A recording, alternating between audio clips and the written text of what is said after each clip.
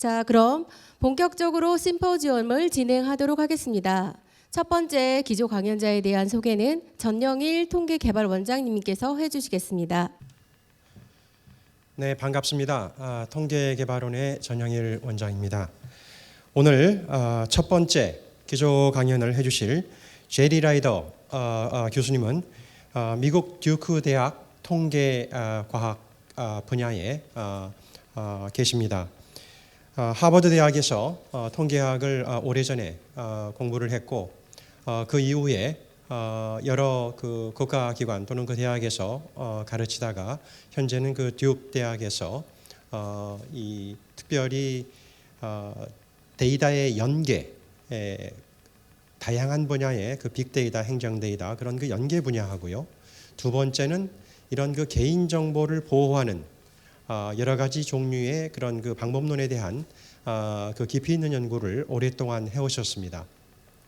오늘 그 기조 강연을 할 재현 자료 또는 소위 그 Differential Privacy Methodology라고 알려져 있는 차등 정보 보호 그리고 최근에는 이런 그 동영암호 쪽에 관련된 부분도 이제 그 향후에 그 연구 과제로 그 남겨두고 있습니다.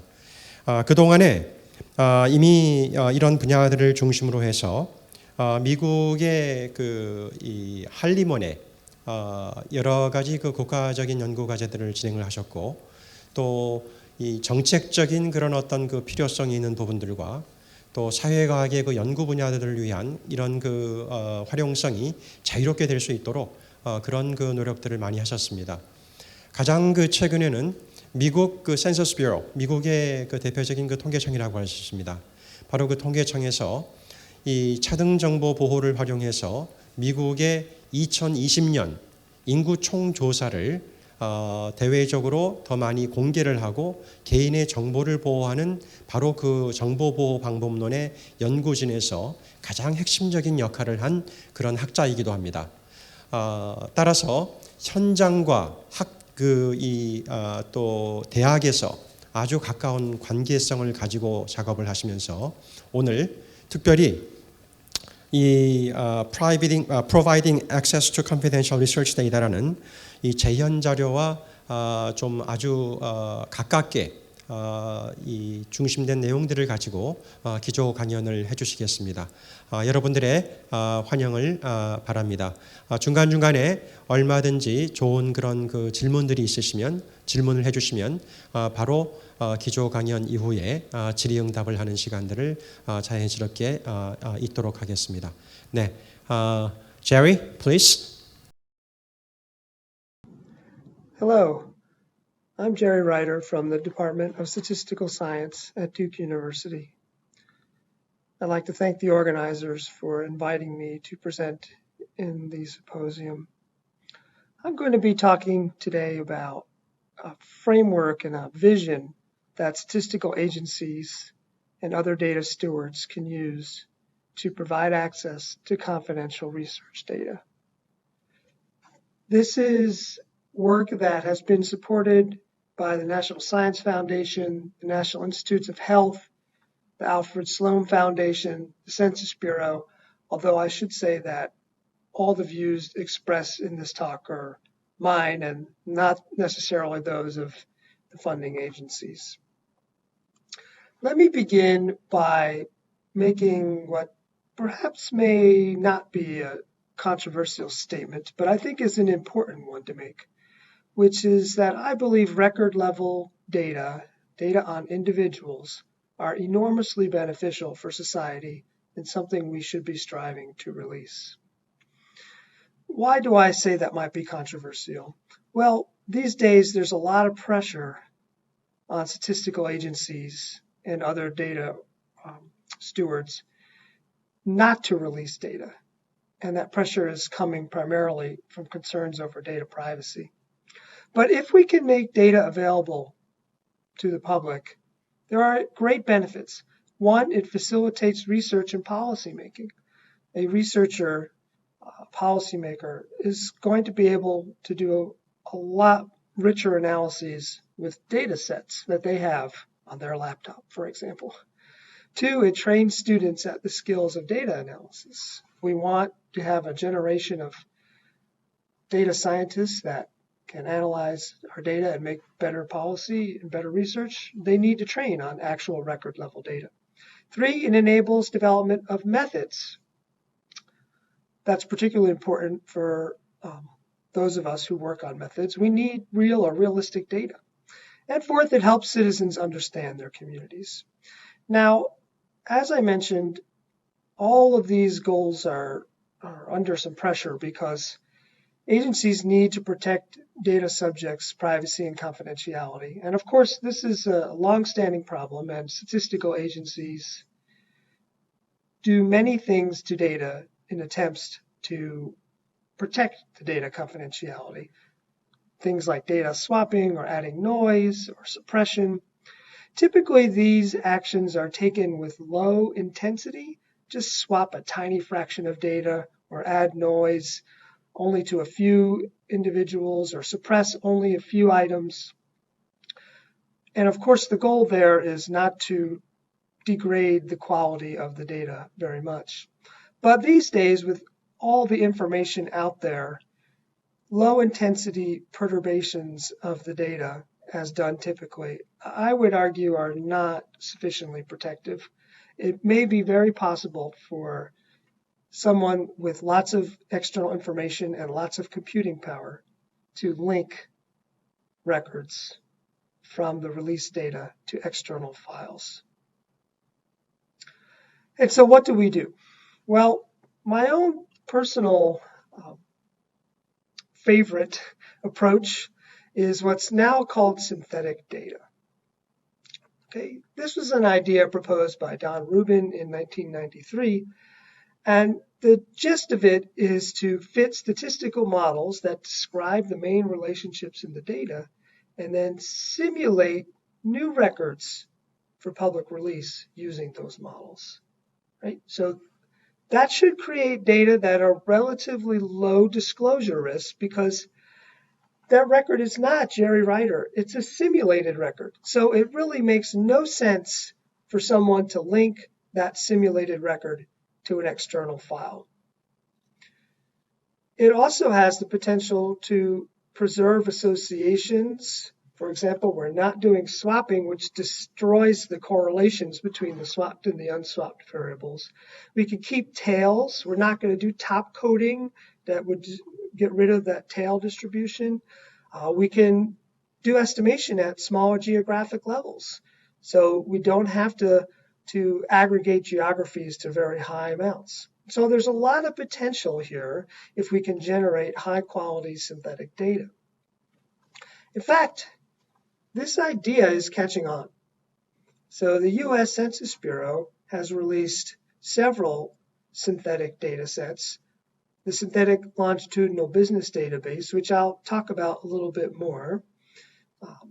That is a flagship product that I've been involved in the creation of. There's the Synthetic Survey of Income and Program Participation. This is a survey of about 250,000 people, and it has lots and lots of information related to income and demographics. And they synthesized almost all the variables in this data file. The Census Bureau makes synthetic data for American Community Survey group quarters data. Group quarters are people that live in university dormitories, prisons, shelters. The Census Bureau is actually experimenting with making synthetic data for more people than just people in group quarters. That's an ongoing research project. And then there's the On the Map data product, which has maps of where people live and work. They're street blocks. And the street block where they live is actually synthesized. So there are other implementations in the United States, the National Cancer Institute, the Internal Revenue Service, other agencies, and as well as other examples from national statistics agencies in countries like the UK, Germany, Canada, New Zealand. So this idea is catching on. I want to give you an example of this and just argue that synthetic data can have some very useful qualities. And to do so, I want to go over the Longitudinal Business Database, or LBD, that I was involved in creating. So what is the LBD? So the LBD is an administrative data file that has one record for every business establishment in the United States. And researchers use the LBD for all sorts of economic analyses, interested in things like how many jobs were created from last year to this year, what sectors are having the most jobs, which sectors see a lot of volatility. So the LBD, very popular. It covers all business establishments that are not farms and that are in the private sector that have paid employees, beginning in 1976 and going forward. The data that I synthesized and that I'll show you here goes to about 2011, and that's represented more than 30 million establishments. The issue here is that these data are commingled, confidential data protected by US law, particularly Title 13 and Title 26. So even the fact that an establishment filed taxes cannot be released.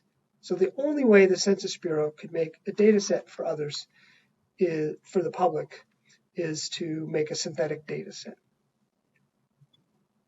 So the variables that were in this LBD are items here on this table. And I'll start on the bottom with the X variables.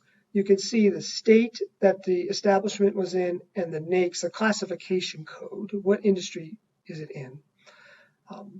Those are actually not synthesized. We leave those at their original values. And that's because this information is already released by the Census Bureau. So it's already public. So there's no point in trying to synthesize that.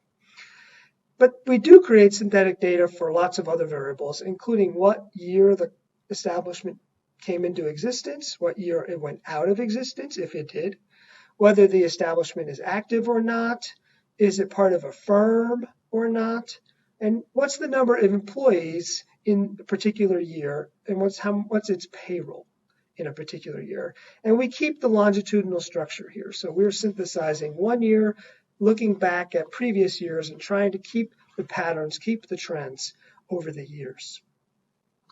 The way we generate these synthetic data is essentially by building a chain of regression models. So we are interested in synthesizing the distribution of those Ys that I said were to be synthesized, given NAICS and state. Okay? And so we build up this joint distribution by first modeling Y1 given X, then Y2 given Y1 and X, Y3 given Y1, Y2 and X, etc., chaining along until we get all the variables.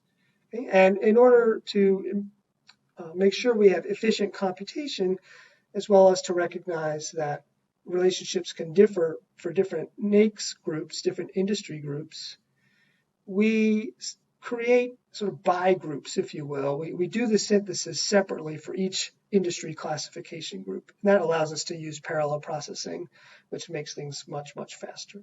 And the conditional models, the Y given X models, those are all sorts of models, familiar models like multinomial distributions, regressions, classification and regression trees. We're basically just trying to build good fitting models for each variable given the others that came before it, and then simulate draws from those models to make the synthetic data. So how does this work? Well, let's take a look at some results. You'll see a figure here that has in blue the actual values from the confidential data for the LBD, and in the red and green, results from two synthetic data sets that we created, independently generated. And what we're showing is a longitudinal trend of the job destruction rate. How many jobs were lost from 1 year to the next? And overall, you see that the synthetic data in the red and green track the blue actual results very, very well. It's not perfect. You could see, for example, in 1990, we miss a little bit, right? Our synthetic results are lower than the actual results. But overall, it tracks really well, and researchers could get a very good sense of the job destruction rate trend over time. Here's another example. This is weighted establishment acquisition events. What does that mean? So when establishments are part of a firm, so that firm might buy some other establishments, might purchase them, might acquire them. And so this figure right here is showing how many of those acquisition events happened in each year.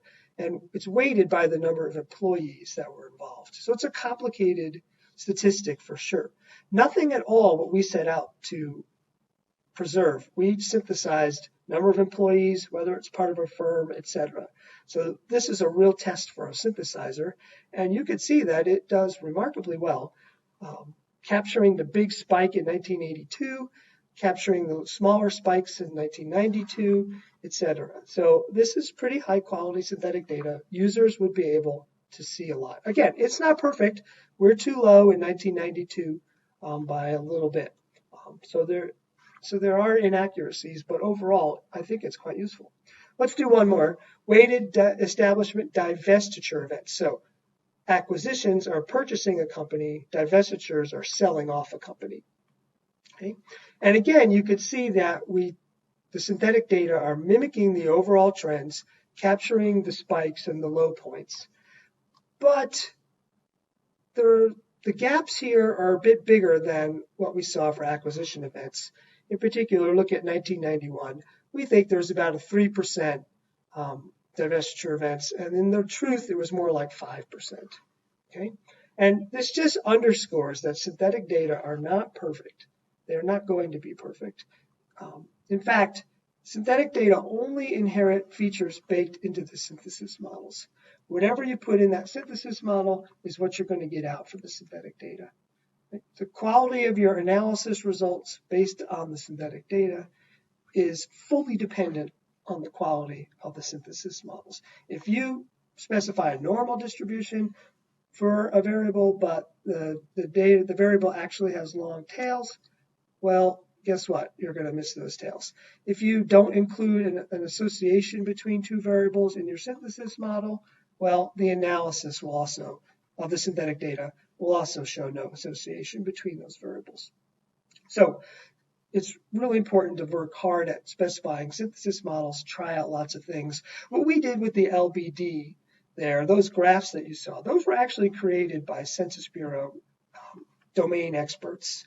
We, creating the synthetic data, we're the statistical experts, and then we had a separate team investigate the quality of the results so that we weren't completely tailoring our synthetic data to one or two analyses. Okay, but the bottom line here is you could check as much, many synthetic data analyses, but it's guaranteed you're not going to preserve every single analysis. If you did, you'd have the original confidential data, and you wouldn't be protecting confidentiality adequately. So a key then is allowing users of the synthetic data to assess the quality of their analyses. How do we do that? Well, what I have proposed is that agencies create what's called a verification server. What is that? So this is a separate computer that's got the confidential data and the synthetic data or otherwise redacted data. This could be done for any kind of disclosure of protected data set. So synthetic data and the confidential data. The user only has the synthetic data. The user submits a query to this system for verification of a particular analysis. So she asks, how similar are the results of my analysis when run on the confidential data to what I got on the synthetic data? And the server reports back that measure of similarity to the user. So for example, a user wants to do a regression of variable 1 on variable 8, variable 9, and the log of variable 15. So she would submit that regression to the verification server. The verification server would do the analysis on both the synthetic and confidential data and report back a measure of similarity. For example, how far apart are the coefficient point estimates? How much do the confidence intervals overlap? Do they overlap a lot or a little? Okay, you get the idea. There are lots of verification measures. Then the user can decide if the synthetic data were sufficiently high quality for what she wanted to do. The rub here is that quality measures leak information about the confidential data, and a user who's clever and has bad intentions might be able to submit a series of queries that could result in a disclosure. And so actually what we have to do is apply disclosure protection measures to the verifications. Okay? So let me show you how I think this all comes together, right? So we have synthetic data, we have verification. Let's put them all together. And this is the vision for data access that I personally find very, very compelling. So what we want to do is integrate all of these into one system where we give users access to fully synthetic data, right? We should have low disclosure risks, coupled with means for approved researchers to get access to the confidential data using some remote access solution or a research data center, right? But they should be able to get access to the confidential data if they're approved. Okay? And sitting in the middle of those two extremes is the verification server. The verification server allows the users to assess the quality of inferences from the synthetic data. So what are some synergies if we can build this integrated system? So the user starts with the synthetic data, and he can develop code, he can do exploratory analyses, he can figure out what are the right questions to ask. Are there enough people, enough individuals in the group that I'm interested in this data set? Right? So they start with the synthetic data. Then they do a verification. If the verification says, yeah, this is high quality, this is synthetic data, gave you a good result, then the user is done. They can publish their result in the broad sense, and they've saved lots of time and resources because they did not have to try to get access to the confidential data. If the synthetic data say, you know what, if the verification says the synthetic data were not high quality for your analysis, well, then the user can apply for special access to the data, go through whatever background checks, costs that takes. But this user still has not wasted his time, right? The exploration with the synthetic data makes that user far more efficient when he uses the real data. And that could be important because sometimes users have limited time that they can get with the confidential data, especially if there's a research data center that they have to go to. They may have to spend time away from their home in order to use the data, and so they want to be very, very efficient. It also makes life better for the system, right? Because now all that exploratory analysis can be done on the synthetic data, which frees up bandwidth, frees up cycles on the confidential data system for validations on the real data. So I think there's a lot of benefits to this integrated system if we can pull it off. Let me give you an example of a pilot that we did to implement this integrated system. And these are data from the U.S. Office of Personnel Management, OPM. The OPM is sort of the human resources department of the U.S. government. And every year they create a data set from September the 30th that's a snapshot of what the federal government looks like, what all federal employees look like. And that data set includes basically lots of demographic information on everyone who's working for the federal government, also known as civil servants, and information about what's their military service, what's their salary, what's their education, lots of stuff. And so what we did was we made a fully synthetic version of this OPM status file.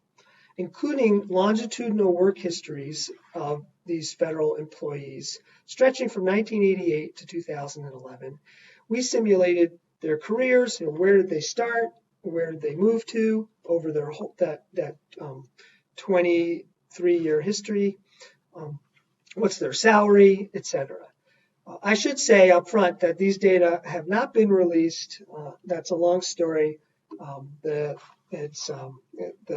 project kind of was a victim of an election change and a different director, and the time just got lost.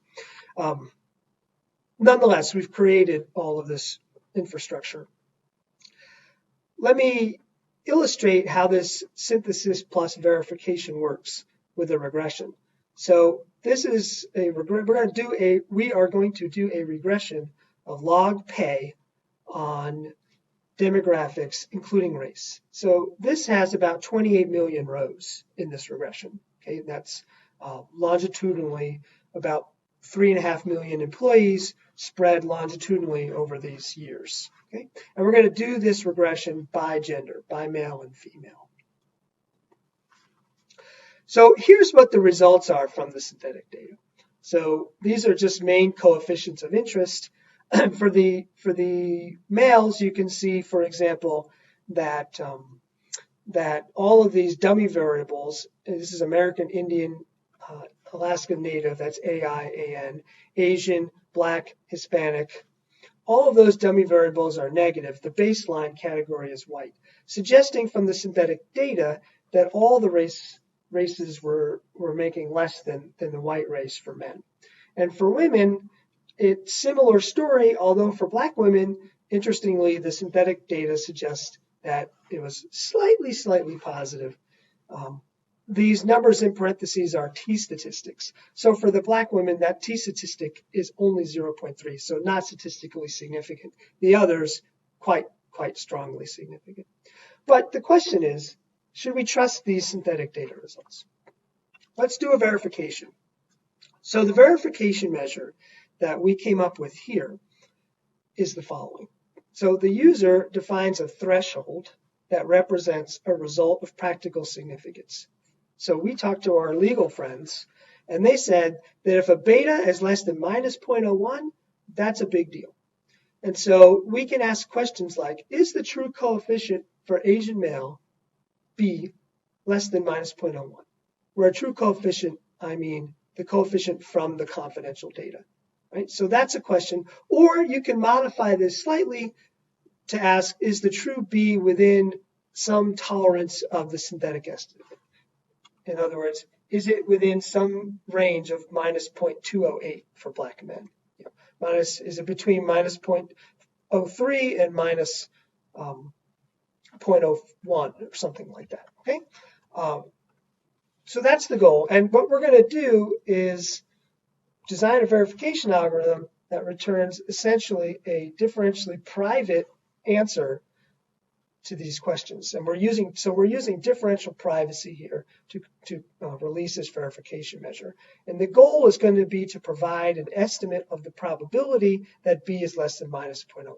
So here we're thinking like Bayesians, right? So we want the probability that B, the true coefficient, is less than minus 0.01, because that's what our legal friends tell us is a big deal. That's important. If it's minus 0.01 or less, it's noteworthy. So the verification measure is going to output a posterior mode for this probability, this R, or you can get a credible interval too. So just as an example, with an interval of 0.92 to 1, that tells us that, yeah, there's a very high chance that B is less than minus 0.01. And so we would think, for example, that Asian male coefficient is definitely, that negative value is noteworthy. Or if it was, for example, 0.00 to 0.20, we might say, well, it looks like B is not less than minus 0.01. In fact, it looks to be bigger, right? So you get the idea. So let's see the results here. So now I've repeated the synthetic data results for the males regression. In the middle, the mode of R column is the verification, and on the right is the results on the actual confidential data. Let's look at that verification mode of R column. You can see everything is 0.999, 0.99 or 0.76. They're all quite large values. What those suggest is that, yes, these synthetic coefficients, which were all negative, okay, the true coefficients are actually also all negative. And if you look at the actual true coefficients, they are all negative. So the verification is telling us, yeah, you should trust that the B's are less than minus 0.01. Okay. What about for the females regression? So females regression, you might remember the interesting story was this black coefficient of 0.00013. Okay. And here's the verification measures. You could see for that coefficient, the mode of the R, I wrote P here, it should be R, sorry. The mode of the R is 0.003. That's very, very small. What that tells us is that the verification measure says, you know what, the true coefficient is not less than minus 0.01. And if we actually go to the confidential data, that is a correct assessment because the true coefficient is minus 0.003. Okay? And if we looked at Hispanic, we got 0.99, AIAN, we got 0.97. Those verification measures tell us that the true coefficient is likely to be minus 0.01, and we go to the confidential data, and that's the case. Minus 0.027 for AIAN, minus 0.021 for Hispanic. For the last dummy variable, the Asian dummy variable, the synthetic value is minus 0.011. The mode of the probability was 0.42. So 0.42 is an interesting number because what it tells us is that, well, we're not sure. It could be less than minus 0.01, or it might not be less than minus 0.01. There's a 42% chance. It's kind of either way. And that's actually the right thing for us to conclude because look at the actual confidential data value. It was exactly on minus 0.01. So the verification measure is telling us it could go either way. I think, and that's a valid conclusion. The next slide here just summarizes all of what I just said. I won't go over it again. I just included it here so you can go back and look at the results, look at the statements if you want. Let me conclude then. So this framework of synthesis plus verification is actually being taken up. Well, it's slightly different ideas being taken up by several statistical agencies. The Statistics of Income Division of the U.S. Internal Revenue Service is making synthetic tax files and then creating a system that will provide automated validation. So they're actually, instead of giving a verification result, they're giving the actual result plus some noise for disclosure protection. And the Census Bureau is doing something very similar. In fact, they already do that with the longitudinal business database that I mentioned and the survey of income and program participation. And this is a path forward for the Census Bureau. If you'd like to read more about this application, I'll refer you to this paper in the Annals of Applied Statistics by Felipe Barrientos and myself and others. You can also find it on archive at this web address if you cannot access the Annals of Applied Statistics paper. Well, that concludes my presentation. Thank you very much for your attention, and I wish you an enjoyable rest of the conference. 네, 제리 라이터 교수님의 기조 강연을 영상으로 만나보셨는데요. 교수님께서 해외에 계신 관계로 사전에 몇 가지 질문을 저희가 받아서 답변을 먼저 부탁을 드렸습니다. 그래서 제가 교수님을 대신해서 질문과 답변을 말씀드리도록 하겠습니다. 두 가지 질문이 있는데요. 일단 첫 번째 질문을 말씀드리겠습니다. 재현 자료의 품질을 평가하기 위해 평가 서버 구축을 제안하신 것이 인상이 깊었습니다.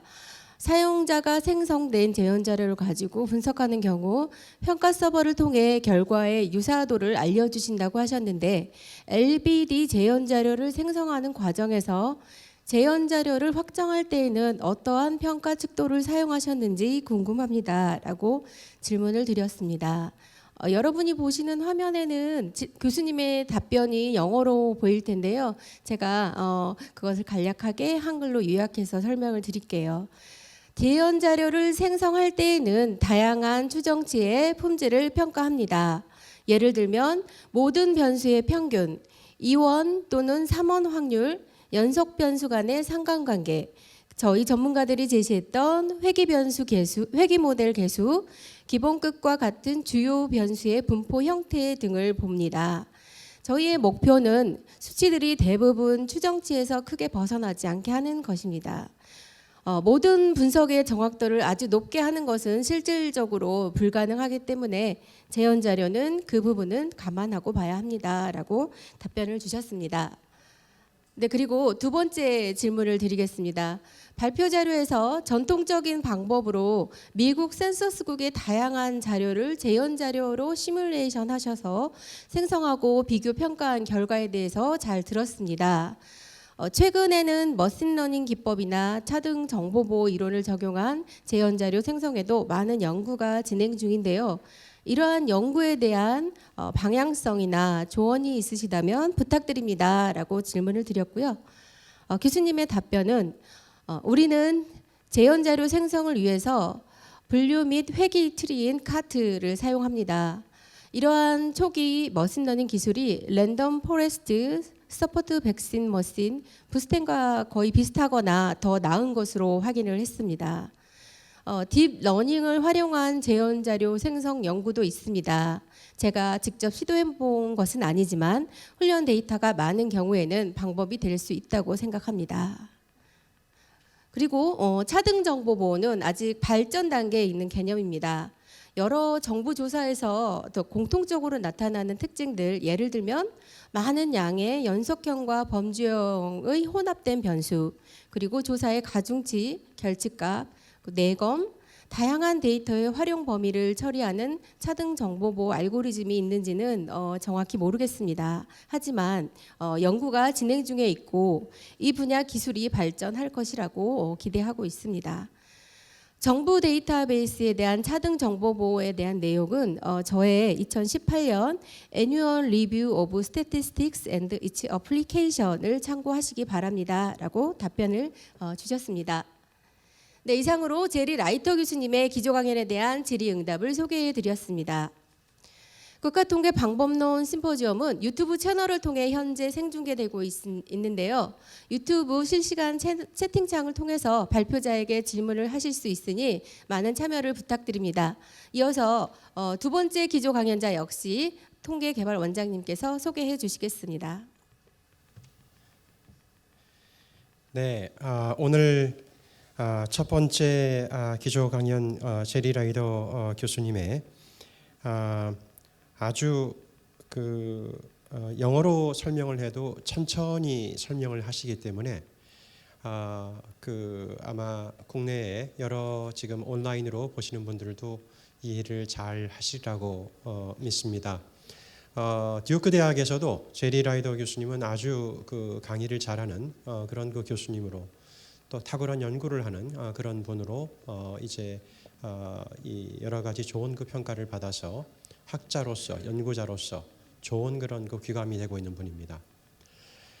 저는 지금 이 시간에 특별히 듀크 대학의 제리 라이더 교수님뿐만이 아니라 조금 주제가 이제 좀 바뀌어서요. 특별히 AI 분야, 데이터 과학 분야와 관련을 해서 기조 강연을 하실 네이버 AI 연구소의 하정우 소장님을 소개를 해드리고자 합니다. 현재 네이버에서 AI와 관련된 모든 연구 개발들을 이끌고 계십니다. 최근에는 서울대와 카이스트 각각 이 초대규모 AI 연구센터를 공동으로 창립을 해서 그 센터장을 각 대학과 함께 이끌고 계십니다. 또한 현재 AI 미래 포럼의 공동의장으로도 활동을 하고 계시고 최근에는 국무총리 산하 공공데이터 전략위원회의 위원으로 활동을 하면서 국가의 AI 이 도약을 위한 그런 분야에도 중대한 기여를 하고 계십니다. 사실 오늘 강의를 할 기조 강연을 할 이 하이퍼 클로버는 이미 지난 5월에 국내 기업에서 최초로 공개한 초대규모 AI 분야의 애플리케이션이라고 생각하시면 될 것 같습니다. 아마 세계에서 한국어로 된 그런 AI 언어 모델 가운데서는 가장 지금 선진적이고 가장 규모가 큰 그런 이제 모델들을 개발을 했고, 오늘 기조 강연 시에 그런 내용을 중심으로 우리와 함께 좀 말씀을 나누게 될 것 같습니다. 제가 알기로는요, 저희 이 AI 분야에서는 현재 미국과 중국이 세계를 주도하고 있는 상황입니다. 그런데 현재 두 국가와 더불어서 그 다음 주자로 열심히 AI의 세계를 이끌고자 하는 그런 노력을 하고 있는 나라가 바로 다름 아닌 우리 코리아, 한국입니다. 저는 A3라고 부릅니다. 우리들이 보통 G7 국가라는 얘기를 많이 들었는데요. 아마 머지않은 장래에 A3 국가로 중국과 미국과 코리아, 현재는 순서가 조금 뒤쪽에 있지만요, 충분히 코리아가 그런 날을 선도할 날이 오지 않을까. 바로 그런 꿈을 가지고 현재 국내 AI 산업을 사실 선도하고 있는 하정우 네이버 AI 연구소장님을 소개합니다. 네, 하정우 소장님. 네, 안녕하세요. 네이버 AI 랩 하정우라고 합니다. 먼저 이렇게 훌륭한 행사에 초대해 주신 유관관 통계청장님, 그리고 전정일 통계개발원장님 감사 말씀드립니다. 제가 좀 많이 부족하긴 한데 이렇게 초대해 주신 만큼 저희 진행하고 있는 연구 내용, 그리고 저희 하이퍼클로바 중심으로 하고 있는 초대규모 AI 어떤 성과들을 공유드리도록 하겠습니다. 최근에 AI 연구 트렌드를 단어 하나로 요약을 하면 이렇게 빅이라는 단어로 요약을 할 수 있겠고요. 이런 빅이라고 하면, AI의 빅이라고 하는 거는 AI의 어떤 모델의 크기, 그리고 AI 학습에 사용되는 데이터, 그리고 어떤 모델 규모와 데이터의 사이즈가 커짐에 따라서 이런 AI 모델 학습을 위해서 필요한 인프라스트럭처의 사이즈의 크기가 모두 스케일이 하이퍼 스케일로 증가하고 있다라는 것을 한마디로 표현을 하면서 이제 빅이라는 용어로 표현을 할 수가 있는데요. 이런 빅이라는 개념이 실제 어떤 머신러닝의 핵심 요소들 관점에서 분석을 해보면 다음과 같이 표현이 될 수 있겠습니다. 많은 분들이 머신러닝의 어떤 4대 중요한 요소로 오브젝티브 펑션, 목적어 함수라고 하죠. 그리고 러닝 알고리즘, 그리고 모델 리프레젠테이션, 그리고 데이터를 가장 중요한 요소로 표현을 합니다. 그럼 이런 각각 중요한 요소들의 관점에서 봤을 때 이 최근의 연구 트렌드는 다음과 같이 요약이 될 건데요. 일단 데이터로부터 출발을 하겠습니다. 데이터는 사실 점점 더 사이즈가 커지고 있고, 그냥 텍스트면 텍스트, 이미지면 이미지, 이런 단일 모달리티를 넘어서서 이제 멀티 모달리티 데이터를 많이 활용을 하는 형태로 진행이 되고 있습니다. 그리고 모델은 최근 2017년에 구글에서 공개한 트랜스포머라는 이 모델 아키텍처가 거의 대부분의 어떤 데이터를 학습하는데 굉장히 우수한 성능을 보이면서 많이 대체가 되고 있는 상황이고요. 근데 이 트랜스포머의 장점이 뒤에서 설명하겠지만 굉장히 스케일업하는 게 용이한 구조입니다. 그래서 점점 더 큰 트랜스포머 모델들로 많이 진행이 되고 있습니다. 그리고 러닝 알고리즘은 1985년 백프로포게이션이 이렇게 공개된 이후로 이 백프로포게이션 기반의 여러 가지 개선된 알고리즘들이 여전히 많이 사용이 되고 있고요. 이는 최근에 어떤 머신러닝 트렌드 자체가 어떤 딥러닝, 그리고 뉴럴넷 학습 중심으로 되다 보니까 그랬던 부분이 있는 것 같습니다.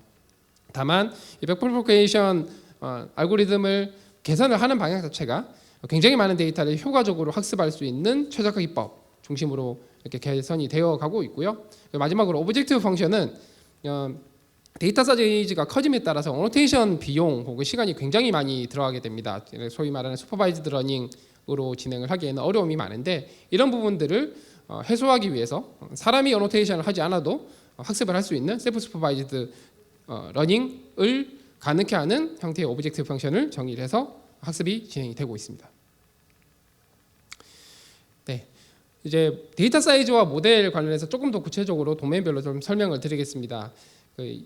레지넷이 2015년에 처음 나왔을 때 사람보다 이미지넷 1K 데이터에 대해서 더 정확하게 분류를 하면서 굉장히 유명세를 타게 되었고, 지금도 어떤 AI 서비스나 프로덕트에서 레지넷이 굉장히 많이 활용이 되고 있습니다. 벌써 6년이 지났지만, 처음 나왔을 때 레지넷 50 같은 경우가 파라미터 개수죠. 파라미터 개수가 한 2,500만 개, 25밀리언 정도를 가지고 있었습니다. 그때 당시 이제 학습했던 데이터는 주로 이미지넷 1K 한 120만 장 정도 되는 데이터였죠. 근데 최근 이런 스케일업이 굉장히 많이 되다 보니까 지난 한 몇 달 전에 공개된, 구글에서 공개한 비전 트랜스포머를 사이즈를 굉장히 키운 연구가 스케일링 VIT라는 연구가 공개가 됐는데, 거기에서는 사용된 모델이 1.8빌리언, 그러니까 18억 개 정도의 매개 변수를 갖는 모델을 공개를 하면서 이때 학습시킨 데이터가 이미지넷 1K 수준을 훨씬 넘어서 그 구글 자체 데이터인 인하우스 데이터인 JFT를 30억 장의 이미지가 포함된 데이터로 학습을 하게 됩니다.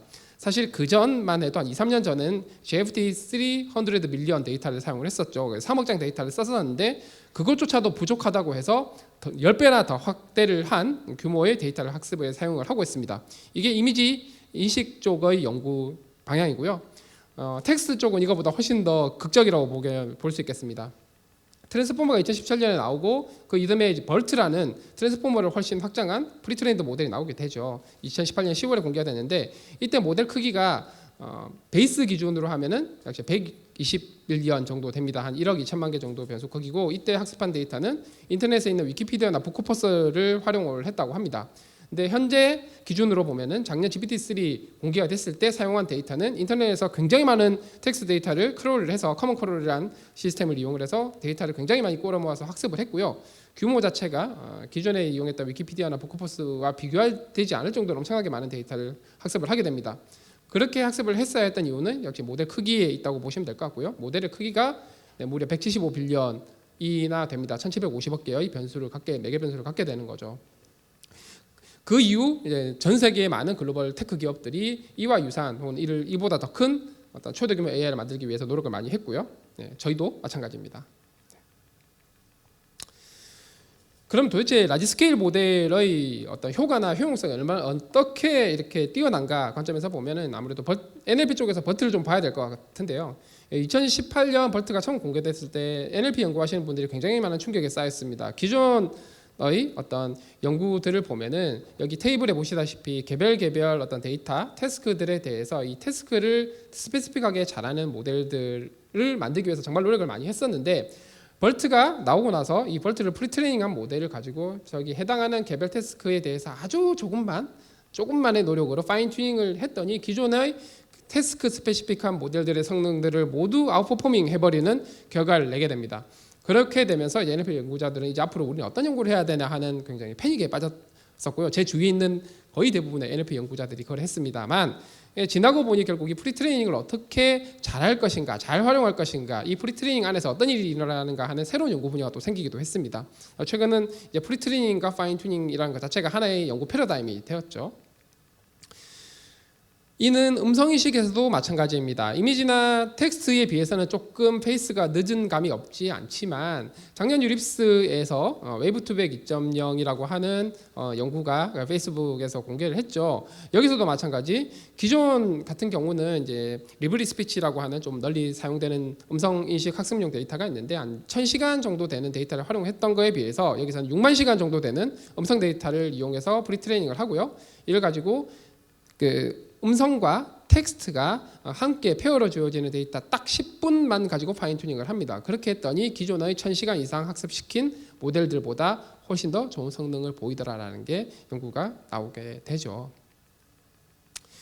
사실 이런 것들이 가능해진 것은 말씀드린 바와 같이 모델 사이즈가 커지고 데이터가 굉장히 규모가 커졌다라는 부분이 큰 역할을 차지하게 되는데, 이 데이터가 커진다는 얘기는 슈퍼바이즈드 러닝을 한다고 생각을 하면 이 데이터에다가 사람들이 어노테이션, 정답을 다 달아야 되는 어떤 문제로 귀결이 됩니다. 그렇다고 한다는 것은 이제 스케일업의 이슈가 생기겠죠. 좀 전에 구글 30억 장 말씀을 드렸는데 30억 장 이미지에다가 정답을 사람들이 이렇게 다 일일이 단다라고 생각을 하면 굉장히 힘든 일이 되겠죠. 근데 이걸 가능하게 된 이유는 굉장히 중요한 어떤 요인이 바로 이 셀프 슈퍼바이즈드 기법이 나오게 되면서입니다. 셀프 슈퍼바이즈드 기법이라고 하는 거는 여기 그림에서 보시다시피 어떤 뉴럴 네트워크가 주어졌을 때 뉴럴 네트워크가 하는 역할은 결국 이 데이터가 주어지면 이 데이터를 어떤 고차원 공간상의 벡터로 표현을 할 수 있게 되는데요. 고차원 공간상의 점으로 표현이 되겠죠.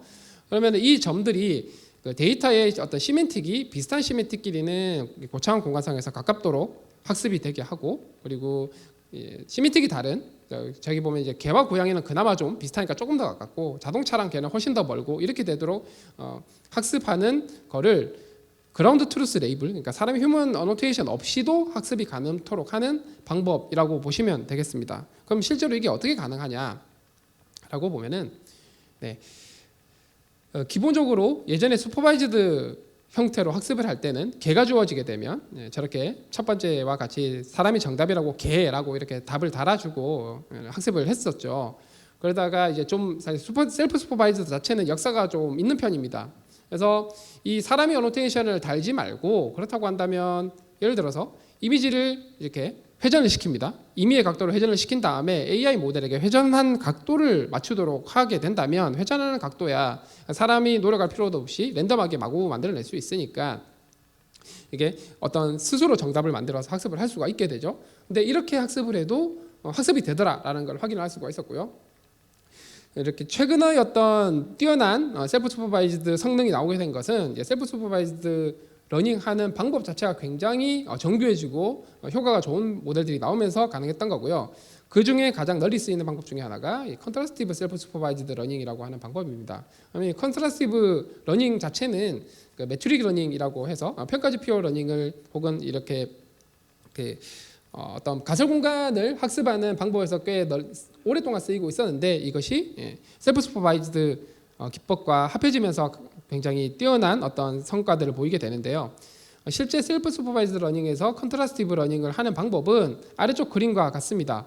그래서 어떤 특정 이미지가 주어지게 되는데, 이 이미지가 주어지게 되면은 네거티브 페어를 만들고 그리고 포지티브 페어를 만듭니다. 네거티브 페어는 이 둘은 사실은 다른 의미를 가지고 있다라는 뜻이고요. 포지티브 페어는 두 개의 이미지가 같은 의미를 가지고 있다는 뜻입니다. 그러면 다른 의미의 이미지를 갖는 거는 그냥 다른 이미지 두 개를 페어로 주면 될 일인데, 같은 이미지 혹은 같은 시멘틱을 가진 어떤 거는 어떻게 처리를 해야 되느냐가 관건이 되겠죠. 그래서 이 같은 이미지를 만드는 방법은 데이터 오그먼테이션 기법을 활용을 하게 됩니다. 그래서 어떤 식이냐면은 이미지가 주어지게 되면 특정 임의의 부위로 이렇게 크롭을 뜨거나 특정 부분만 추출해내는 거죠. 혹은 특정 부분의 해상도를 바꾸거나, 혹은 저기 세 번째 그림과 같이 뭔가 텍스처를 바꿔버리거나, 혹은 조명을 바꾸거나 컨트라스트를 바꾸거나 하는 식으로 좀 변형을 가한 다음에 변형된 이미지들끼리 비교를 하면서 얘들이 비록 변형이 되긴 했지만 사실은 똑같은 이미지다 라고 포지티브 페어를 만들게 됩니다. 그리고 다른 이미지는 네거티브 페어를 만들게 되죠. 그러면은 뉴럴넷 입장에서 보면은 같은 이미지와 다른 이미지를 계속 반복해서 학습을 하게 되면서 이 시멘틱을 학습을 하게 되는 효과가 발생을 하게 됩니다. 네. 근데 중요한 부분은 이 셀프 슈퍼바이즈드 러닝 같은 경우는 기존의 슈퍼바이즈드 정답을 주고 하는 것 대비해서 일반적으로 데이터를 좀 많이 필요로 하는 편이고요. 하지만 반대로 보면 어차피 휴먼 어노테이션이 필요가 없기 때문에 충분히 많은 데이터를 확보할 수가 있다면 굉장히 효과적인 모델을 만들 수 있다는 뜻이 되고, 그래서 페이스북에서 올 초에 이런 연구를 공개를 하게 됩니다. 그래서 실제 그 인스타그램 서비스에서, 왜냐하면 페이스북은 인스타그램 서비스를 하고 있죠. 거기서 약 10억 장 정도의 데이터를 따로 뭐 특별한 가공을 하지도 않고 노이즈가 있으면 있는 대로 그냥 긁어다 모은 다음에 한 10억 개 정도의 파라미터를 가진 모델에다가 학습을 시킵니다. 그러면은 그렇게 했을 때 기존의 슈퍼바이즈드 형태로 학습시킨 모델들보다 더 정확한 어떤 이미지 인식 모델이 만들어진다라는 걸 확인을 할 수가 있게 됐고요. 이 얘기는 결국 굉장히 많은 데이터 소스가 주어지게 되면은 사람의 어떤 어노테이션에 대한 특별한 노력 없이도 굉장히 뛰어난 AI 모델을 만들 수 있다라는 것을 반증을 보이게 되는 거죠. 특히 이 트랜스포머의 등장은 어떤 텍스트 분야에서의 어떤 그 AI 모델의 획기적인 성과를 가져오는데 큰 기여를 하게 되는데요. 기존의 어떤 텍스트 모델링 같은 경우는 어쨌든 텍스트 자체가 단어의 시퀀스로 주어지다 보니까 시퀀스를 모델링하는 리커런트 뉴럴 계통의 모델을 많이 활용을 했었는데, 이런 부분들을 멀티에이드 셀프 어텐션이라고 하는 어떤 메커니즘을 이용을 해서 훨씬 더 RNN 모델들보다 훨씬 더 긴 길이의 어떤 디펜던시를 모델링하는 게 가능해졌고, 또 중요한 부분은 병렬 연산이 가능하기 때문에 굉장히 스케일업하기가 용이하게 됩니다. 이 덕분에 벌트나 요즘 굉장히 핫한 GPT 같은 모델들이 나올 수 있게 되었죠. 그래서 이 트랜스포머를 최초로 굉장히 많이 쌓고 그걸 가지고 프리트레이닝을 한 연구가 이제 벌트라고 할 수 있고요. 이제 벌트가 나온 이후로 이제 훨씬 더 효과적으로 학습을 시킨 로버타 같은 것들이 지금도 여전히 굉장히 많이 활용이 되고 있습니다. 그리고 이제 이쪽의 어떤 프리트레인드 랭귀지 모델의 거의 최종 보스 같은 느낌의 모델이 GPT-3라고 할 수 있죠. GPT-3는 뭐 굉장히 특별한 게 있는 건 아닙니다. 크기를 제외하고는. 일단 크기를 굉장히 키우는데, 트랜스포머 아까 설명을 드렸지만 트랜스포머 하나의 펑션 블락이 있다고 생각하면 이 펑션 블락을 96개 정도를 층을 쌓게 됩니다. 그리고 그 펑션 블락 내에 있는 굉장히 많은 파라미터 수를 좀 늘려서 1750억 개 정도의 모델을 만들게 되고요. 그리고 학습하는 태스크 자체는 굉장히 간단합니다. 그냥 어떤 토큰들의 시퀀스, 토큰은 그냥 단어 비슷한 거라고 생각을 하시면 됩니다. 완전히 같지는 않지만 다음 단어를 그냥 예측하도록 그냥 학습을 시키면 됩니다. 굉장히 많은 데이터로요. 그렇게만 했을 뿐인데, 기존의 어떤 NLP 모델들, AI 모델들이 할 수 없었던 시도 쓰고 소설도 쓰고 대본도 쓰고 요리법도 쓰고 하는 것들이 가능해지더라. 굉장히 창의적인 모델이 만들어지더라는 거고요. 이게 가능했던 거는 오픈AI의 어떤 굉장히 뛰어난 기술력 더하기 마이크로소프트의 엄청난 규모의 어떤 서포팅이 있었기 때문에 가능했다고 보고 있고요. 이때 서포팅을 할 때 무려 10,000개의 VBX GPU를 활용토록 했다라고 얘기를 합니다. 이 결과가 나오고 나서 전 세계 AI 연구자들이 거의 충격을 먹었고요. 이런 것들이 가능해지는구나라는 걸 확인할 수가 있었고, 그 이후로 이제 구글이나 화웨이나 뭐 그 외에 많은 그룹들이 어떤 연구 결과를 공개를 하게 됩니다. 특히 놀라운 부분은 GPT-3의 글쓰기 능력이라고 할 수 있는데요. 이제 여러 가지 어떤 연구 결과에 따르면 사실 사람이 쓴 글과 GPT-3가 쓴 글을 구분할 수 없다라는 결과들이 많이 나오고 있습니다. 이걸 정량적으로 보면은 사람이 쓴 글과 GPT-3가 쓴 글을 분류를 해보라고 했을 때 분류 정확도가 이 분류를 하는 건 사람이 하는 겁니다. 50%가 나옵니다. 어차피 둘 중에 하나를 선택하는 거기 때문에 랜덤하게 선택을 해도 50%일 텐데, 이걸 열심히 고민을 해서 선택을 해도 50%라는 얘기죠. 네, 구분할 수 없다는 뜻이고요. 이렇게 되는 이유는 GPT-3가 만들어내는 글이 문법적 오류가 거의 없습니다. 그리고 굉장히 자연스럽고요. 어지간한 사람 글 쓰는 것보다 글을 더 잘 씁니다. 이런 것 때문에 사람들이 그냥 글의 문법적인 요소만 봐서는 도저히 구분할 수 없는 형태로 만들어지게 되는 거죠. 이런 텍스트 생성을 넘어서 최근에 오픈AI에서 이제 코드를 생성하는 자연어를 주었을 때 소위 말해서 입 코딩이라고 얘기를 하죠. 말만 하면은 그 말을 구현하는 코드를 만드는 프로젝트인 코파일럿 프로젝트를 GitHub을 기반으로 해서 공개를 하게 되고요. 이런 코파일럿을 가능하게 한 모델을, 즉 GPT-3를 파인 튜닝한 모델인 코덱스를 공개를 하게 됩니다. 그래서 지금도 API 신청을 하면은 여기 계신 분들도 활용을 하실 수 있고요. 결국 이들이 주장하고 있는 바는 AI와 사람이 함께 어떤 코드를 짜고 생산적인 것들을 할 수 있는, 즉 AI가 어떤 동반자로서 어떤 조력자로서 활용할 수 있는 툴로서 여러 가지 기능들을 GPT-3를 활용해서 만들어가고 있다라고 보시면 되겠습니다. 좀 정리를 지으자면 도대체 왜 이렇게 크기를 키워야 하나라는 관점에서 분석한 여러 가지 연구들이 좀 있는데요. 첫 번째 GPT-3 논문에 보면 다음과 같은 그래프가 하나 있습니다. 모델 사이즈를 키워감에 따라서 작은 모델과 큰 모델에서는 넘을 수 없는 어떤 갭이 있다라는 것들을 분석을 하게 되고요. 이걸 통칭 스케일링 로우라고 얘기를 합니다.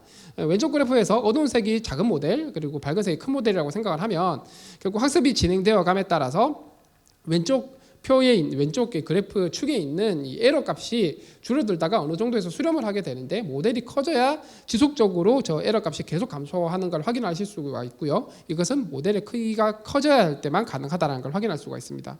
그리고 이렇게 모델을 크게 키웠을 때 기존 모델들이 할 수 없었던 in context 퓨샷, 즉 특별한 파라미터 업데이트 없이도 굉장히 뛰어난 퓨샷 어떤 성능을 보여준다라는 거, 이런 것들이 가능해졌다라는 게 큰 의미가 있고요. 이 이후에 과연 이미지 쪽도 그러한가 관점에서 구글에서 또 실험을 했습니다. 말씀드렸던 비전 트랜스포머, 이미지를 인식하는 트랜스포머입니다. 이를 모델을 굉장히 키우면서 추가적으로 JFT 30억 장 데이터를 새로 만들어서 학습을 시켰더니 마찬가지 현상이 보이더라는 겁니다. 모델을 키우고 데이터 사이즈를 더 키웠더니 성능이 계속 좋아지더라는 걸 확인할 수가 있었고요. 이는 음성 인식에서도 마찬가지여서 아마존에서 비슷한 결과를 공개를 한 적이 있습니다.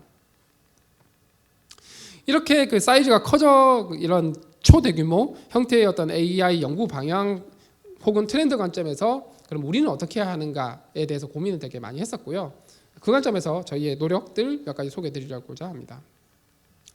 본격적으로 들어가기에 앞서서 저희는 네이버라고 하는 회사는 결국 플랫폼 회사입니다. 플랫폼 회사의 어떤 성장의 핵심 요소는 결국 플랫폼의 구성원들, 사용자들이나 혹은 저희 같은 경우는 중소상공인들 혹은 크리에이터, 창작자 같은 분들이 경쟁력을 갖고 이분들이 성장을 해야 플랫폼 자체가 지속 가능한 성장이 가능하다고 생각을 하고 있고요. 그럼 이분들의 성장을 어떻게 도울 것인가 관점에서 보면 클라우드와 AI가 핵심 어떤 도구가 된다라고 생각을 하고 있습니다. 그것 때문에 저희는 클라우드 AI 관점에서의 R&D 투자를 굉장히 많이 진행을 하고 있고 지난 6년 정도 매출의 25%를 지속적으로 R&D에 투자를 하고 있다고 보시면 되겠습니다. 그런 노력으로 이제 저희 네이버 클로바가 어떤 네이버 전체의 AI 중심 어떤 기술 개발 연구 조직으로 역할을 진행을 하고 있고 이를 통해서 만들어진 여러 가지 기능들 혹은 프로덕트들이 음성 합성을 해주는 더빙이라거나 어떤 회의록을 자동으로 이렇게 텍스트로 음성을 텍스트로 만들어주는 클로바 노트 같은 앱들도 있고요.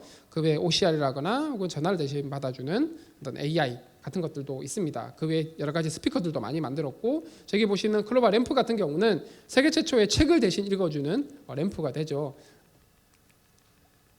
그리고 이 기저에는 사실 굉장히 많은 연구 개발이 필요하고 개별 필요한 컴포넌트 기술들에 대한 연구 개발을 진행을 많이 하고 있다라고 보시면 되겠습니다. 그래서 AI와 관련된 거의 대부분의 영역의 어떤 연구 개발들이 진행이 되고 있다.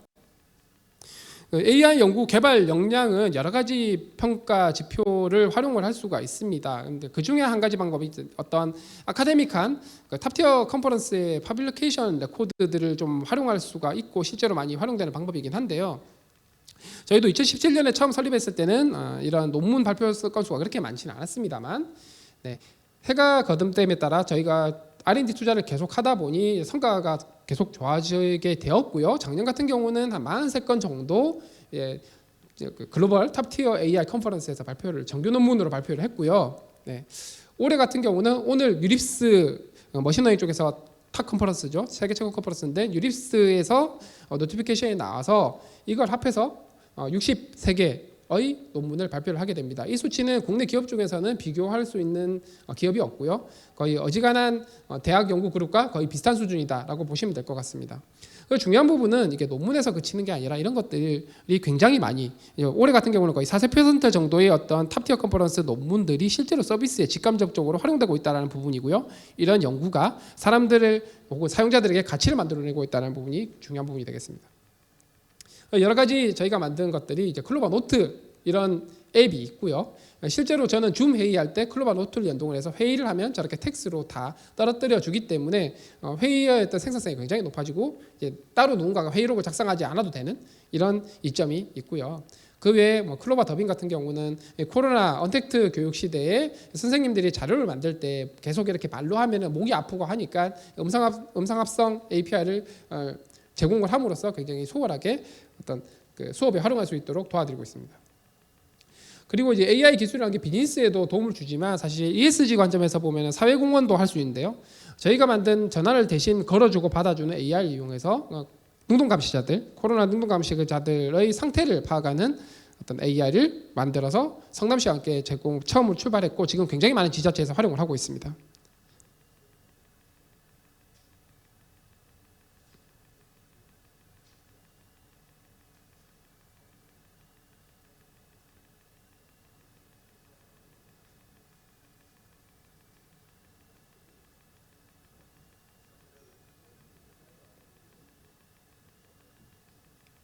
대충 이런 식이고요. 근데 다시 이제 초대규모 얘기로 좀 넘어가겠습니다. 초대규모 AI의 트렌드 자체가 굉장히 빠르게 규모가 늘어나고 있는데 이런 현상을 조금 비교를 해보자면 반도체 집결도가 굉장히 익스포넨셜하게 증가를 하게 되면서 굉장히 혁신적인 디바이스가 나왔듯이 AI도 AI 모델의 크기가 익스포넨셜리하게 증가해 오고 있고 이게 증가해 옴에 따라서 기존의 어떤 AI 모델들이 제공할 수 없었던 것들 기능들을 제공을 하고 있더라라는 게 되고 이런 것들이 관찰이 되고 있습니다. 특히 기존의 어떤 AI 기반의 서비스나 프로덕트 개발 방식 자체가 처음에는 개별 서비스에 필요한 어떤 기능들을 정의를 하고 거기에 맞는 데이터를 구축을 해서 개별 AI 모델을 열심히 만든 다음에 서비스를 했던 것 비해서 이런 빅스케일의 AI 시대가 돌아옴에 따라서 유사한 서비스들을 유사한 어떤 도메인의 서비스들에 대해서는 하나의 큰 모델 그리고 비슷한 유형의 모든 데이터를 학습시킨 모델을 활용함으로써 굉장히 스케일업이 가능토록 AI 개발을 하도록 이런 식으로 패러다임이 바뀌고 있다는 게 굉장히 중요한 이슈고요. 그렇기 때문에 이런 초대규모 AI 자체를 가지고 있느냐 아니냐에 따라서 AI 기업의 경쟁력이 달라진다, 차별화된다라고 말씀을 드릴 수 있는데 문제는 이런 라지 스케일 AI를 자체적으로 내재화하기 위해서는 몇 가지 중요한 요소가 있습니다. 첫 번째는 당연히 사람이고요. 뛰어난 전문가들이 당연히 있어야 되고 두 번째는 굉장히 많은 데이터가 필요합니다. 그리고 마지막이 이제 학습시킬 인프라스트럭처가 필요하죠. 이건 비단 GPU뿐만 아니라 뭐 네트워크 인프라스트럭처, 공간, 왜냐하면 서버를 넣어야 되니까 공간까지 굉장히 많은 투자가 필요한 부분이라고 보시면 되겠습니다.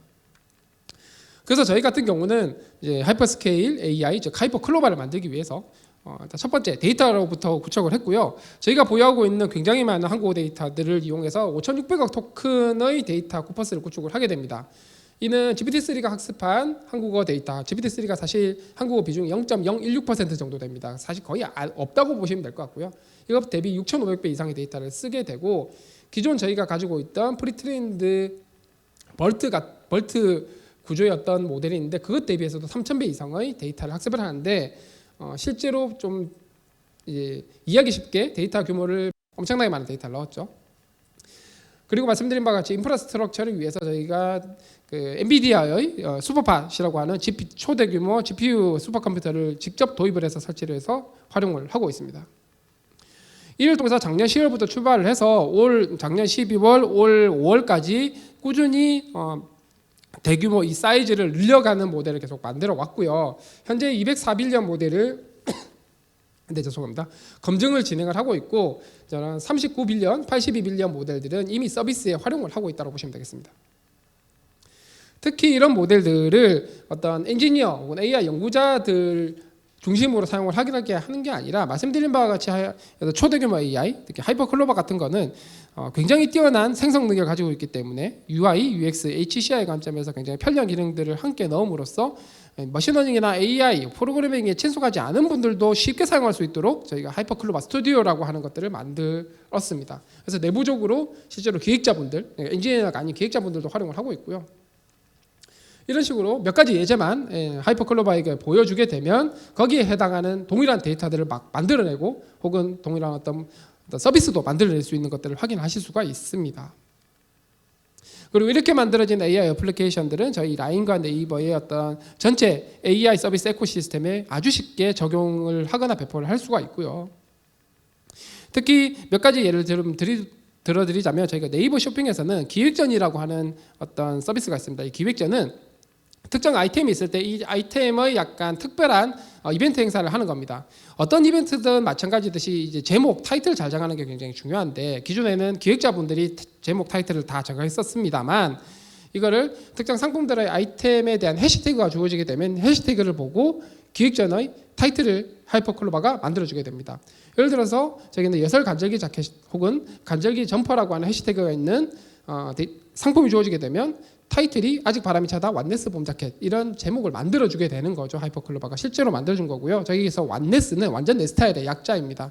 저런 창의적인 표현도 가능하고요. 강아지 간식, 고양이 간식도 이제 댕냥이와 함께하는 간식 시간.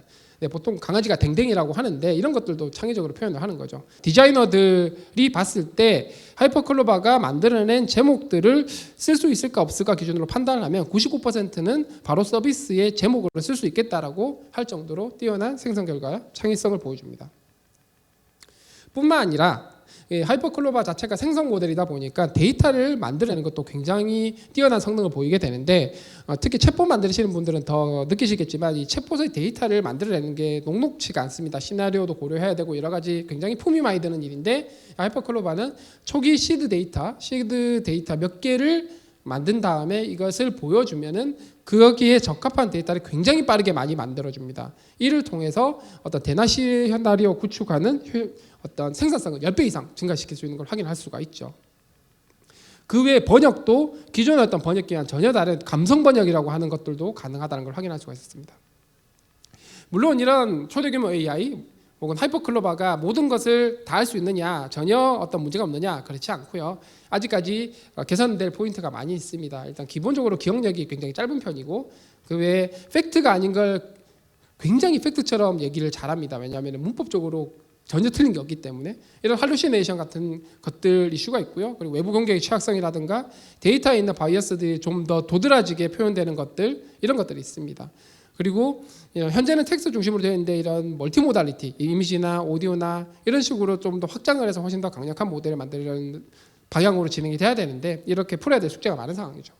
뿐만 아니라 이런 AI의 기능이 워낙 좋아지다 보니까 성능이 좋아지다 보니 이제 이런 성능이 사람을 이렇게 사람을 위한 형태로 가야 되는데 사람에게 오히려 해를 끼치는 방향으로 가는 것을 방지하기 위해서 저희는 지난 2년간 서울대 사피라고 하는 AI 윤리 전문가 그룹 교수님들과 함께 AI 윤리 준칙을 만들어서 공개를 했고요. 올 2월에 그래서 성능을 넘어서 사람을 위한 착한 AI를 만드는 노력을 진행을 하고 있습니다.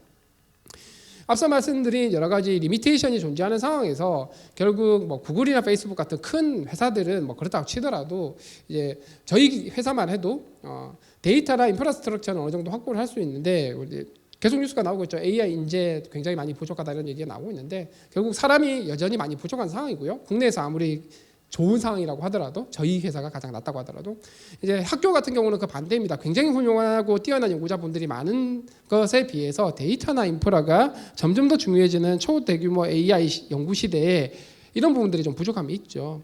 그래서 완전히 새로운 형태의 R&D 에코시스템이 만들어져야 되는 상황이고 그래서 저희는 서울대와 함께 카이스트와 함께 각각 AI 연구센터를 수립을 하게 됩니다.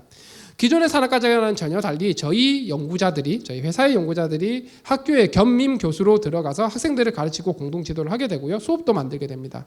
그리고 교수님들이 저희 어드바이저리 커미티로 들어와서 함께 문제를 발굴하고 함께 해결책을 만들어 나가는 거죠. 그러니까 반 학교 반 회사와 같은 연구그룹을 만들게 되고요.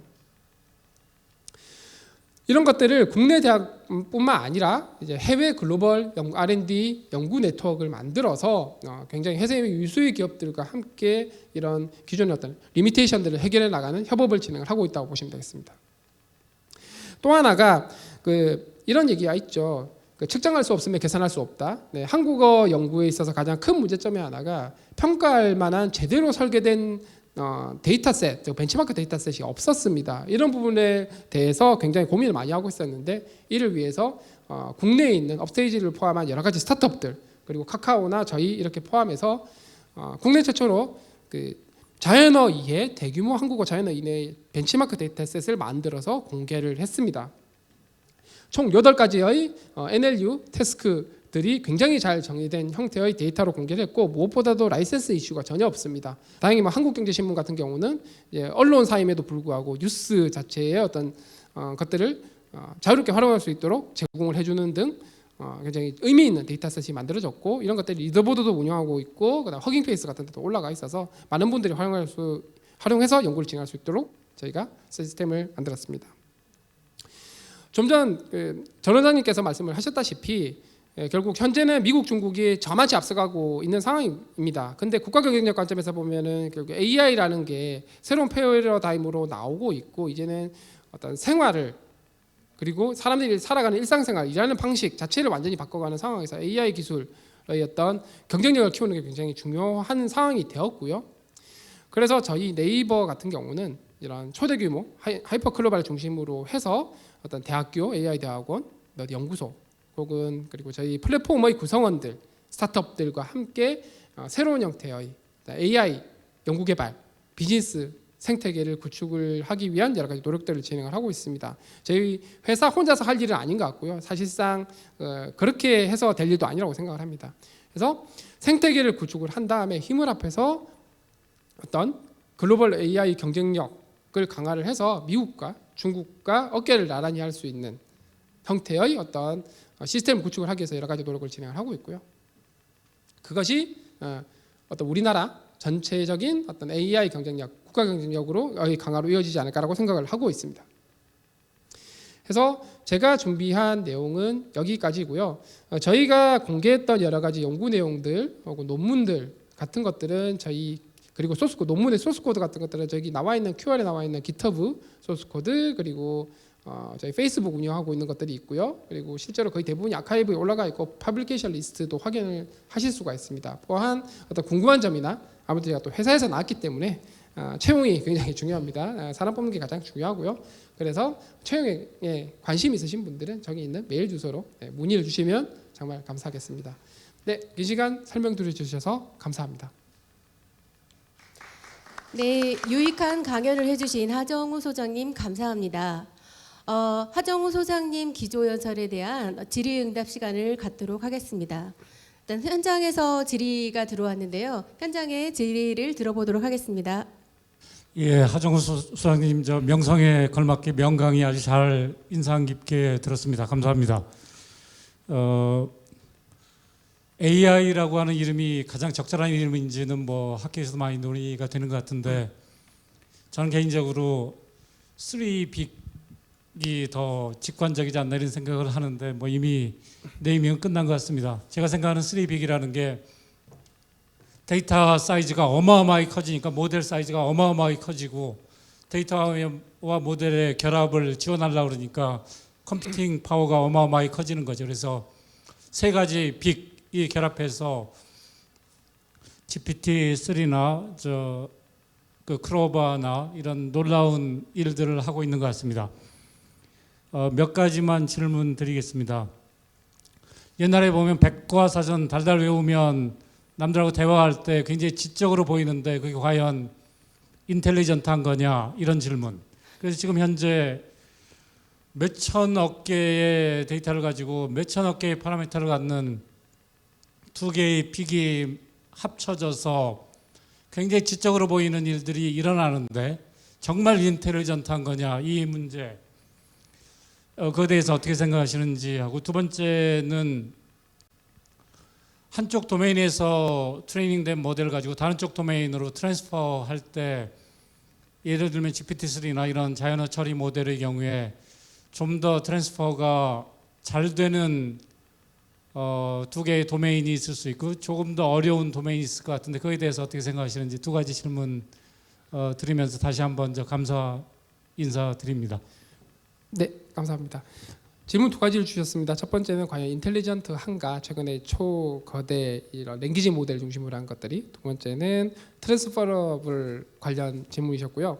첫 번째 인텔리전트한가에 대해서는 굉장히 많은 논의가 진행이 되고 있습니다. 특히 마일스톤급 어떤 연구 결과들이 나올 때마다 과연 이게 정말 언더스탠딩을 제대로 하고 있는가 혹은 정말 사람의 인텔리전스에 견조해 봤을 때 과연 인텔리전트한 게 맞는가 이런 논의들이 많이 진행이 되고 있고요.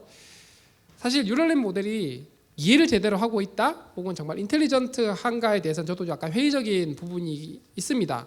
근데 제 개인적인 생각으로는 이 둘을 타이틀리 커플들을 시키는 것에서 사실 여러 가지 오히려 안 좋은 것들이 나온다고 생각을 하고 있고요. 예, 여기서 말하는 안 좋은 것들이라고 하는 거는 기대치가 높아지는 이슈가 생기는 것 같습니다.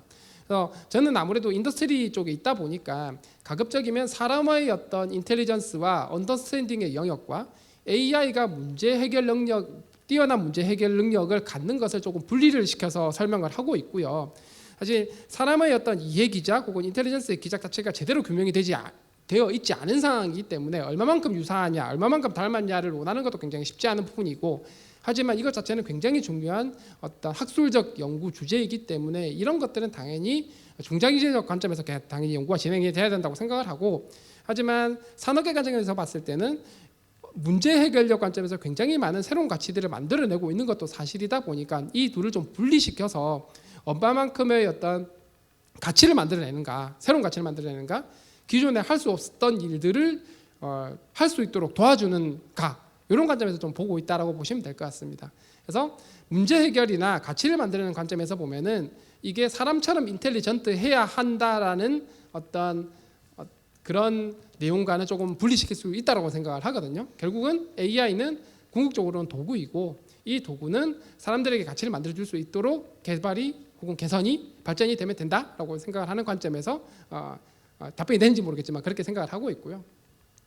두 번째 트랜스퍼러블리티는 사실 모델 크기와 데이터를 굉장히 많이 태웠을 때 그 제너럴리제이션 퍼포먼스라고 얘기를 하죠. 일반 성능이라고 얘기를 하는데 도메인 전이의 성능도 함께 좋아지는 것들이 좀 확인이 되고 있는 편이고요. 모델 사이즈를 키우다 보니까 그런 것들이 훨씬 더 점점 좋아지는 것 같고, 일정 수준의 모델 사이즈보다 훨씬 더 커졌을 때는 기존의 전이가 안 되던 것도 전이가 되는 것들이 좀 확인이 되는 것 같습니다. 특히 GPT-3 같은 경우가 확실히 그런 편이고요. 예를 들면 GPT-3를 이용을 해서 코드를 생성하는 것, 이런 것들을 보면 기존의 코드 생성 모델들에 비해서는 정말 비교가 되지 않을 정도로 뛰어난 성능을 보이게 됩니다. 사실 코드 생성과 어떤 자연어를 생성해내는 것은 일견 보면 비슷해 보이지만 또 다르게 보면은 언어 구조 자체가 너무 많이 완전히 다른 구조임에도 불구하고 굉장히 뛰어난 성능을 보이고 있거든요. 이런 것들을 봤을 때 어떤 사이즈업이 가져오는 어떤 트랜스퍼러블리티 같은 것들이 굉장히 많은 어떤 효과를 보고 있다라고 생각을 하고 있습니다. 다만 이제 고민이 되는 부분은 그럼 도대체 얼마만큼 키워야, 키운다라는 것은 그만큼 투자를 한다는 얘기가 되는데 이 투자 대비 우리가 얻을 수 있는 어떤 이점이란 것이 어떤 것인가에 대해서 좀 고민을 하게 되죠. 그래서 열심히 키웠는데 특정 태스크들의 평균 정확도를 1%, 2% 올리는 것이 의미가 있는가, 이런 것들은 고민이 되겠죠. 하지만 GPT-3 같은 것들은 안 되는 걸 되게 만들었으니까 이런 것들은 또 의미가 있게 되는 거고요. 그래서 그런 관점에서 봤을 때 트랜스퍼러블리티도 트랜스퍼를 함으로써 완전히 새로운 가치를 만들 수 있는가, 정말? 아니면 그냥 마지널한 혹은 그냥 자연스러운 연장선 수준인가? 이런 관점에서 봤을 때 사이즈업이 가져온 것은 불가능했던 것을 가능하게 만들었다, 이런 관점에서 굉장히 큰 의미가 있다고 생각을 합니다. 네, 질문과 답변 감사드리고요. 그 유튜브를 통해서도 질문이 들어왔는데요. 이것은 제가 하정우 소장님께 직접 질문을 드리도록 하겠습니다. 네.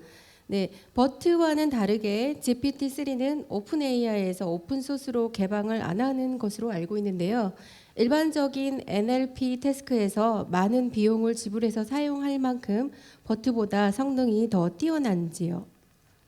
네, 그 벌트는 기본적으로 인코더 구조입니다. 그래서 피처를 만들어내는데 용이하고요. 그리고 GPT-3는 같은 사실 벌트도 생성 모델이라고 할 수는 있는데 보통은 뭔가 새로운 컨텐츠를 만드는 형태의 생성을 하기 위해서는 디코더가 따로 필요한 구조고요. 하지만 GPT-3는 기본적으로 디코더 모델이다 보니까 컨텐츠를 계속 생성을 해낼 수가 있습니다. 그래서 서로 잘할 수 있는 태스크가 좀 다르긴 합니다, 사실.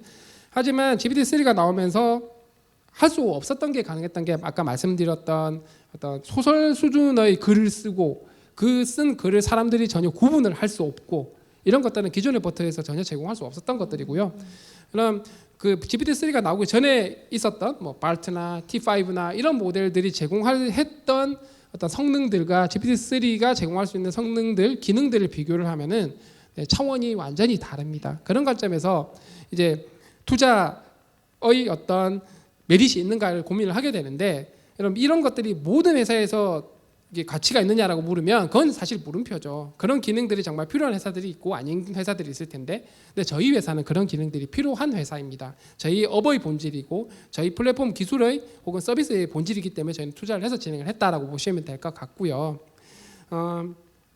그 공개에 관련된 내용은 아무래도 이게 학습 데이터의 지재권 이슈가 있었던 게 있을 것 같고요. 그리고 또 마이크로소프트가 뒤에서 서포팅을 한 거다 보니까 마이크로소프트와의 어떤 전략적인 의사결정 이런 것들도 있었을 것 같습니다. 물론 명분은 이게 나쁘게 쓰이면 안 되니까 약간 이런 것들도 있긴 했겠지만요. 그래서 여러 가지 복합적인 요인으로 인해서 공개를 모델 자체를 공개를 하진 않고 API 형태로 공개를 한 게 아닌가 생각을 하고 있습니다. 네, 현장에서 하나 더 질문이 있어서 현장의 질문을 하나 더 들어보도록 하겠습니다. 네, 원장님 질문해 주십시오. 네, 좋은 기조 강연 정말 잘 들었습니다, 하 소장님. 그 바로 요 전 시간에 제리 라이더 교수가 이 신테틱 데이터를 중심으로 한 그 개인정보 보호 관련 부분에 그 강연을 했었습니다. 저는 지금 그 강연한 이 내용과 그 두 가지 강의가 무관하지 않다고 생각합니다. 어떤 측면에서냐면요. 지금 여러 가지 GPT-3를 중심으로 한 또 이 하이퍼 클로버를 중심으로 한 그 빅데이터를 활용한 AI 그 개발에 대한 여러 가지로 좋은 제시를 해주셨는데 실제로 이런 그 하이퍼 클로버나 또 향후에 이런 그 빅데이터를 활용한 그 AI 애플리케이션 쪽에서 개인의 그 정보 보호 또는 기업의 정보 보호 이 안에 들어가는 다양한 종류의 그 데이터의 그 신원들을 이제 데이터가 연계될수록 그만큼 위험들이 커지는데요. 이런 부분에 관계된 그런 그 프로텍션이나 그런 그 컨피덴셜리티는 앞으로 현재 어떻게 지금 현재 보장을 하고 있고 앞으로 또 그런 부분을 어떻게 좀 그 해결을 할 생각을 하고 있는지 그런 좀 기술적인 부분을 좀 질문을 드리고 싶고요. 두 번째는 그 애플리케이션 가운데 그 발표하신 내용 가운데 이제 빅마들을 통해서 여러 가지 애플리케이션에 적용하는 부분들을 얘기를 하셨습니다. 저희 그 통계개발원, 통계청 또는 그 정부에서 관심이 있는 것 중에 저희들도 이런 그 데이터 과학과 AI의 그 기능을 활용을 해서 분류와 가까운 미래 예측을 위한 그런 노력들을 많이 하고 있습니다. 그 중에 하나 가장 그 중요한 이슈 중에 하나가 저는 하나의 사례로 만일 자살이라는 케이스를 사례로 든다면 현재 한 달에 약 1,000명에서 1,200명 정도의 사람들이 자살을 합니다. 자살을 하는 고위험군 그 대상들이 있고 그 관련된 데이터들을 볼 수 있는 멀티 디멘셔널 그런 베어리블들이 있습니다. 이런 데이터들을 만일 다 캡처를 해서 자살을 좀 미리 그 예견을 하고 조기 와닝을 통해서 그 비헤이비어를 컨트롤할 수 있는 그런 마들을 만일 이런 그 하이퍼클로버에 어느 정도 적용을 시킬 수 있는 가능성이 저는 있다는 생각이 듭니다. 그래서 여러 가지 그 마케팅이나 그 비즈니스를 위한 애플리케이션도 중요하지만 실제로 생명을 다루는 부분에 있어서 통계청이나 또 통계개발원 또는 그 정부의 그 행정 데이터나 여러 그 데이터를 연계를 하게 된다면 자살의 경우에는 의외로 우리가 그 조기 와닝 시스템을 여러 가지 그 빅데이터를 관련된 데이터를 통해서 이런 하이퍼클로버나 또는 하이퍼클로버와 비슷한 그런 애플리케이션을 통해서 그 휴먼 비헤이비어를 조기에 컨트롤하고 자살을 축소할 수 있는 현재 OECD 국가 가운데 한국이 자살률 1위입니다. 저는 그 이런 현안에 대해서 네이버가 어떤 좀 대안을 가지고 좀 있을 수 있을지 다른 질문들이 많지만 좀 일단 그 두 가지 질문으로 좀 국한을 좀 시키고자 합니다. 네, 질문 감사합니다. 첫 번째 이슈가 첫 번째 질문이 어떤 개인 프라이버시나 혹은 컨피덴셜 데이터 그리고 이를 위한 해결하기 위한 어떤 신테틱 데이터의 활용 이런 그리고 그걸 이용한 학습 이런 질문을 주셨고요. 사실 저희 하이퍼클로버 학습할 때도 이 부분을 굉장히 신경을 많이 썼던 게 말씀하신 대로 뭐 신테틱 데이터를 굉장히 잘 활용해서 학습시킨다라는 관점보다는 일단 데이터 스케일이 워낙 중요하니까요. 근데 개인정보 이슈는 확실히 좀 있었고 그다음에 바이어스 이슈가 좀 있었습니다. 여러 가지 바이어스 이슈가 있는데 이런 바이어스나 개인정보가 들어가는 혹은 민간정보가 들어가는 것들을 배제하기 위해서 여러 가지 데이터 구축할 때 노력을 굉장히 많이 했고요. 때마침이라고 표현하면 좀 적절치 않은 것 같고 저희가 한참 이렇게 모델을 만들고 있던 시점에 터졌던 게 이루다 사태가 터지게 됩니다. 저희는 이미 그 전부터 어느 정도 초기 결과들을 보면서 이런 부분을 훨씬 더 많이 신경을 써야 되겠다라고 진행을 하고 있었는데 이제 이루다를 통해 가지고 대화 모델이 특히 라지 스케일 랭귀지 모델을 활용한 대화 모델이 어떤 문제를 일으킬 수 있는가에 대한 것들을 이제 훨씬 더 명확하게 볼 수가 있었죠. 그러면서 이제 개인정보 이슈나 혹은 민감한 이슈들 같은 부분들에 대한 데이터의 어떤 퀄리티 컨트롤을 훨씬 더 엄격하게 진행을 해서 진행을 하고 있고요. 그리고 말씀 주신 어떤 컴피테이셔널 부분은 이거는 초대 규모 AI 수준을 넘어서 뭐 디퍼런셜 뭐 프라이버시 이런 쪽과 관련된 많은 연구들이 진행이 되고 있고, 다만 아직까지 프랙티컬하게 적용할 수 있는 수준까지 나오고 있는지는 확실치는 않은 것 같습니다. 뭐 이걸 회피하기 위해서 뭐 페더레이티드 러닝 같은 방법들도 나오고 있고, 경우에 따라서는 이제 동형 암호 같은 방법들도 이게 나오고 있는데, 아직까지는 프랙티컬한 수준은 아니긴 하지만 저희 관점에서도 해당되는 모든 어떤 연구 관점에서 진행을 좀 하고 있고, 몇 가지 프로토타입도 실제로 진행을 하고 있는 상황이다라고 보시면 될 것 같고요. 앞으로 가면 갈수록 훨씬 더 중요한 이슈가 되지 않을까라고 생각을 해서 좀 집중적으로 보고 있는 상황이고요. 두 번째 말씀 주신 부분 굉장히 중요하다고 생각을 합니다. 지속가능한 사회 관점에서는 굉장히 중요한 이슈고요. 저희가 진행하고 있는 프로젝트 중에 하나가 클로바 케어콜, 아까 말씀드렸던 그 코로나 전화 대신 걸어주는 것을 훨씬 좀 더 확장을 해서 클로바 케어라는 서비스를 지금 만들고 시범 서비스를 하고 있는데, 이건 뭐냐면 독거노인 분들에게 전화를 대신 걸어줘서 이제 대화를 하는 거죠. 이런 것들을 좀 더 확장을 하면 사실 그 말씀하셨던 여러 가지 팩터들을 학습을 통해서 조금 위험 징후들을 판단을 하고, 그렇게 위험 징후가 좀 있을 때 어떤 인근에 있는 여러 가지 관련 도움을 받을 수 있는 기관들에게 어느 정도 알람을 할 수 있는 형태의 시스템으로 충분히 확장이 가능하지 않을까 생각을 하고 있고, 하이퍼클로바가 여기서 역할은 첫 번째는 대화 모델로서 역할을 할 수 있지만, 두 번째는 어쨌든 이런 류의 데이터를 확보하는 게 쉽지 않은데 하이퍼클로바를 이용해서 데이터 오그멘테이션, 데이터를 생성을 해가지고 학습을 할 수 있는 형태로 가장 간단하게 출발을 해볼 수 있을 거라는 생각을 하게 됩니다. 좋은 아이디어 주셔서 감사합니다. 네, 그 인공지능과 하이퍼클로바에 대한 관심이 굉장히 뜨거운데요. 실시간으로 질문이 몇 가지 더 있었는데 다음 세션을 진행해야 하는 시간상의 이유로 이상으로 질의응답 시간을 마치도록 하겠습니다. 발표에 수고해 주신 하정우 소장님 감사합니다. 감사합니다.